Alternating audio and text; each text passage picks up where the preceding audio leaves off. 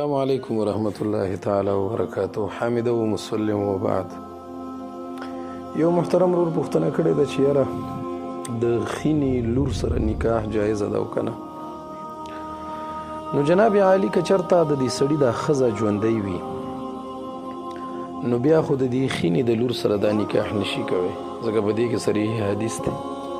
نبی اسلام فرمایي لا یجمع بین المرأة وعمتها ولا بین المرأة وخالتها. صحیح مسلم کې په دې باب لګېدلی، باب تحریم الجمع بین المرأة وعمتها. نو فلهذا که چېرته یې ښځه ژوندی وي نو بیا خو ورسره نکاح نشي کوی، او که ښځه یې مړه وي نو چې خینه بغیر د نکاح وي نو خینې سره نکاح د ښځې د مرګ نه پس کوی شي، یا ښځه سړي طلاقه کړي نو د خینې سره نکاح کوی شي، نو بیا د خینې لور سره هم نکاح کوی شي. خو که دواړه جمع کوي، یعنی د دې ښځې خورزه دې ښځې باندې راولي او تیاره دا ښځه ورسره ده، نو دا کار بیا شرعاً جایز نه دی. دا د فصل فی المحرمات د محرماتو باقاعده طور سره دا ځان ته یو لویه مشهوره مسله ده.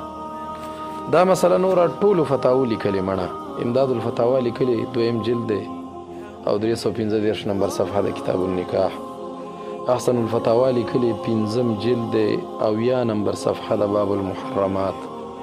جامع الفتاوا لیکلې 4 جلد دی 310 نمبر صفحه د کتاب النکاح. فتاوا دارالعلوم دیوبند لیکلې 1 جلد دی 315 نمبر صفحه د کتاب النکاح. فتاوا رحیمی لیکلې 8 جلد دی 180 نمبر صفحه د محرمات کا بیان. نو هغې کې لیکي چې یاره ملا صاحب ښځه د خپلې ترور سره چې خاله دې ته په عربۍ کې خاله وایي، د پلار خور ته په عربۍ کې عمه وایي عمه، او د مور خور ته په عربۍ کې خاله وایي. نو ښځه د خپلې خالې سره یا د خپلې عمې سره دا نشي جمع کوي، د پلار د سیډه ترور سره یا د مور د طرفه چې کومه ترور د هغې سره ښځه یو ځای جمع کوی نشي په نکاح کې.